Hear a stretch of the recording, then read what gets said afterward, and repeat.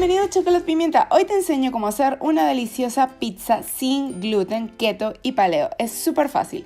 Empieza por colocar todos los ingredientes secos en un bol y mézclalos muy bien. Luego vamos a ir añadiendo poco a poco los ingredientes húmedos.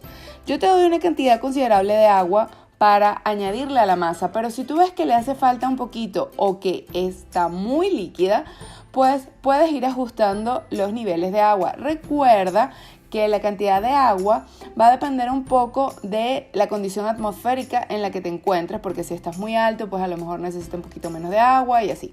Entonces, mezcla súper bien todos los ingredientes hasta que tengas una masita bien compacta.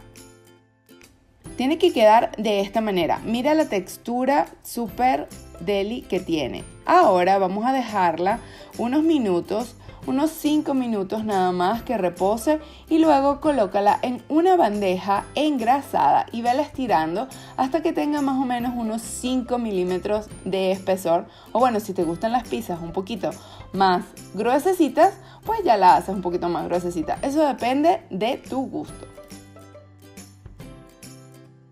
Luego que la tengas bien estirada, vamos a colocarle la salsa de tomate. Yo le estoy colocando una salsa de tomate que es muy baja en azúcar, pero tú puedes agregarle la de tu preferencia.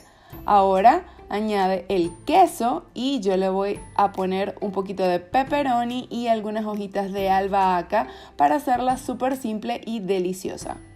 Precalienta el horno a 200 grados centígrados para que esté súper caliente cuando cocines tu pizza.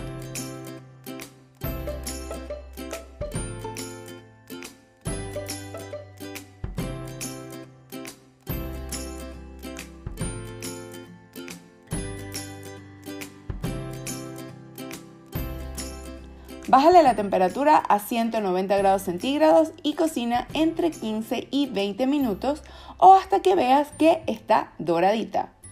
Al momento de retirarla del horno, deja que se enfríe por unos minutos, unos 2 a 3 minutos antes de cortarla.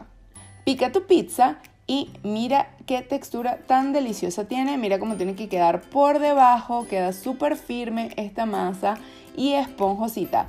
Espero te encante la receta y la prepares en casa. Ya sabes que para esta y más recetas visita chocolatepimienta.com. Suscríbete aquí a mi canal.